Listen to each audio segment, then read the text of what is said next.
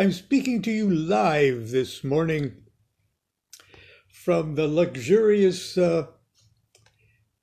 bedroom of Lon and Constance, as you can see by our wall hanging there.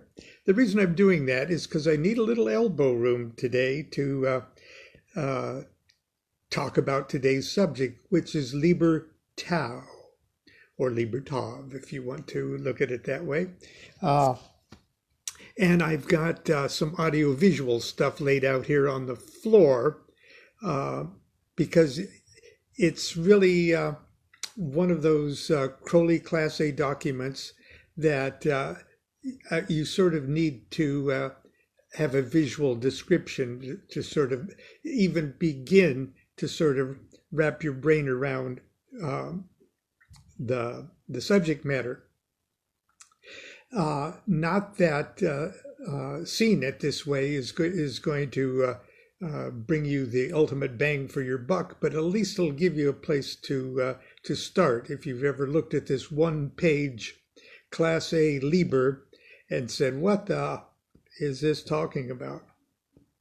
Not only that, once you start to think you've got your brain wrapped around it, there's one or two little aberrations within it that lead you to believe, well, maybe that tiny little section was put out of place.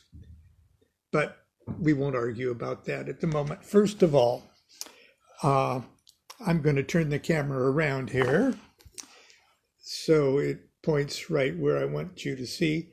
But anyway, there goes my visage. And you see laid out on the floor here. Now, Constance and I were discussing this this morning because she regularly reads the Holy Books of Thelema to a dear friend of ours who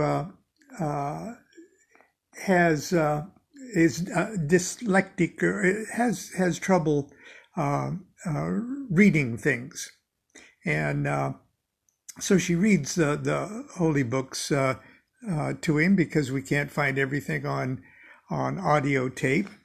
But anyway, we're talking about today Liber Tau vel kabbalistic literarum subfigura 400.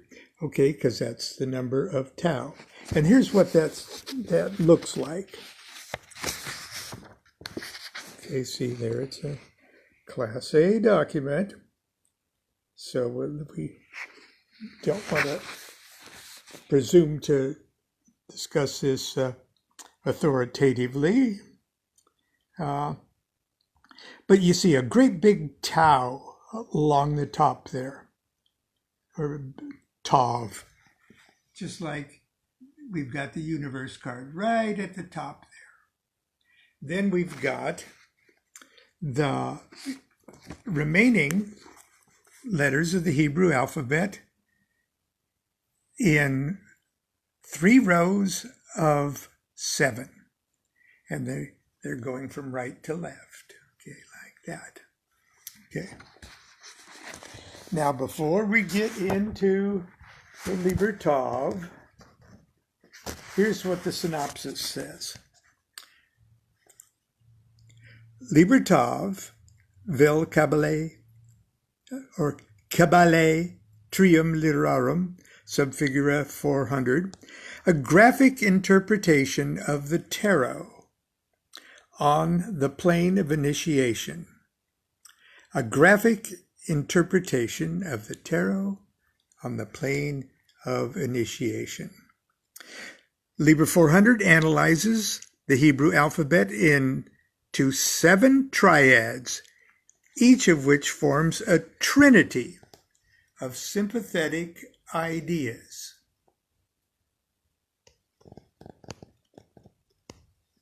If you read those columns as a trinity of sympathetic ideas, relating respectively to the 3 orders comprised in the AA.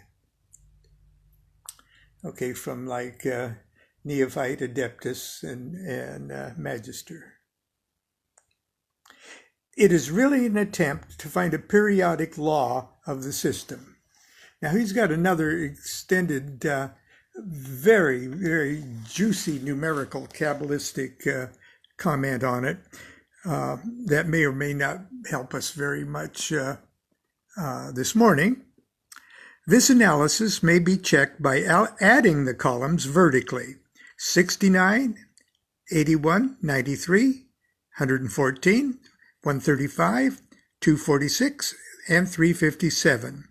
And divided by 3, we get 23, 27, 31, 38, 45, 8, and 119, which in the Sephiroth mean respectively life, purity, and negation. 38 times 11 equals 418. Innocent, formation, prayer, weeping. The analogies are obvious, he says. He assures us. They form a large tau in the diagram. Okay, that's the analysis, or synopsis, excuse me. And now I'm going to try to find the thing while I hold it. Now I'm going to read this. Okay, notice we've got these things going vertically. So I'm going to have to turn the page like this so you can sort of see how he's describing this. The very first one, first of all, that very first column is Aleph, Het, and Samek, just like that. Okay, Fool at the top, Chariot, and the Temperance card or the Art card. Now remember, Crowley was writing this very early in his, pretty early in his career, around probably 1907. So he had yet to make the Hay-Sadi switch as far as the tarot trumps are concerned. So we're more or less dealing here with the kind of standard Golden Dawn tarot attributions to the Hebrew letter. So the first one says, Master Templi, Adeptus, the neophyte, or 8 equals 3, 5 equals 6, and 0 equals 0. Okay, so now that's how I'm going to be reading these. And I'm going to, as best I can, while juggling this camera here, I'm going to reread each of these columns. And because this is a Class A document, I'm more or less going to let you interpret these things for yourself.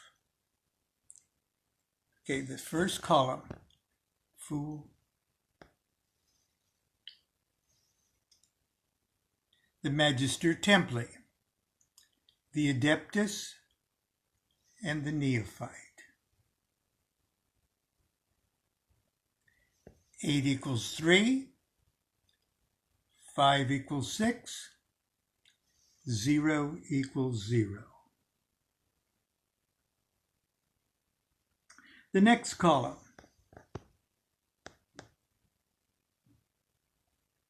the ultimate illusion,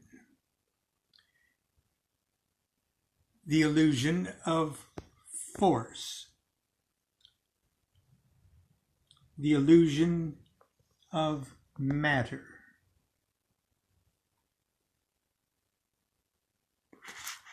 The next column, the function of the three orders: silence in speech, silence, speech in silence.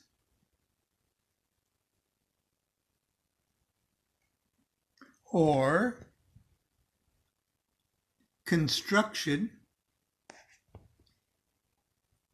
preservation, destruction.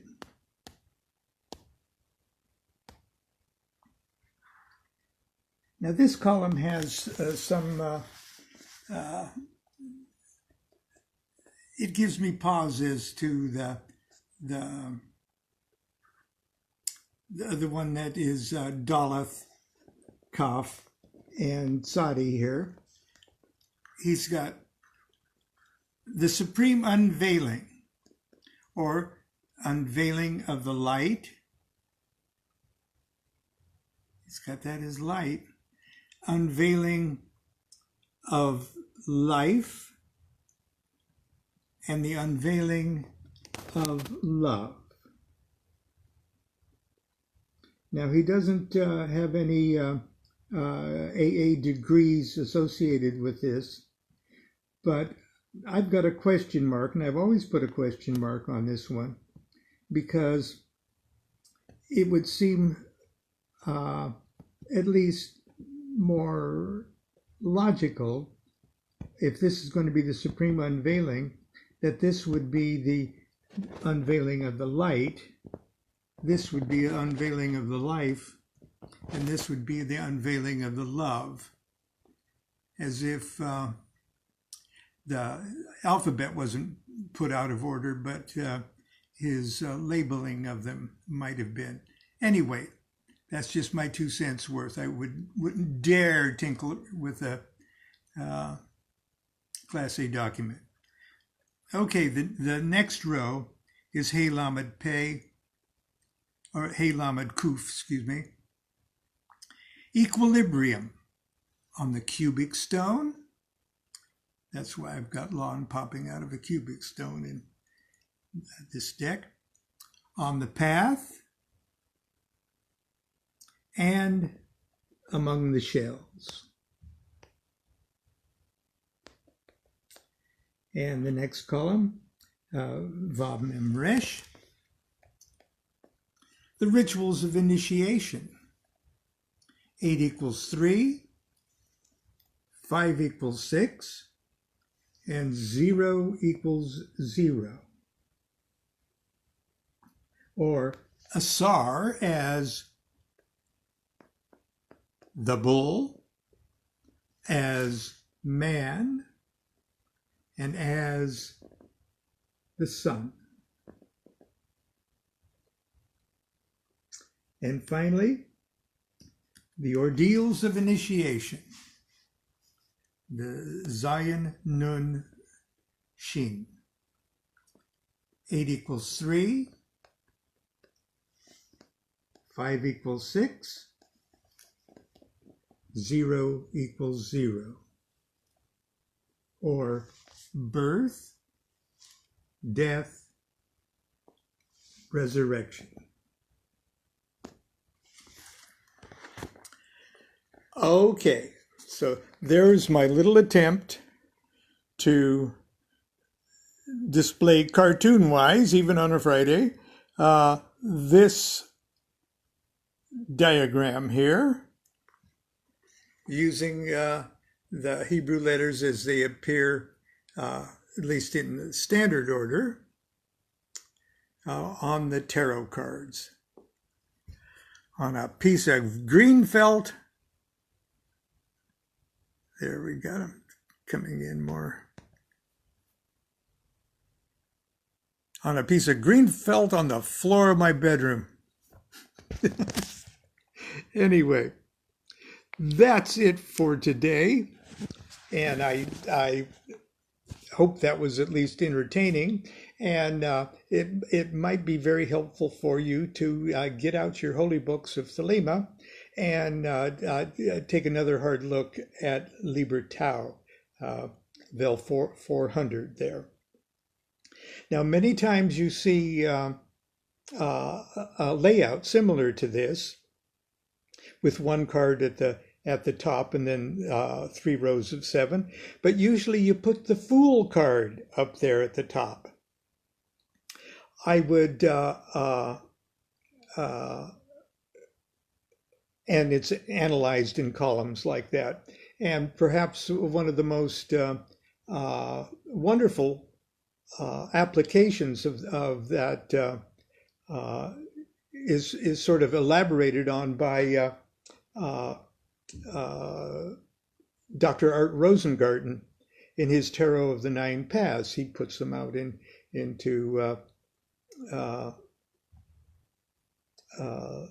layers of 9, usually using the finals of the Hebrew alphabet. There's all sorts of ways you can go with that, and you know, no way is wrong if you put your mind to it and allow yourself to enter into that self-referential universe.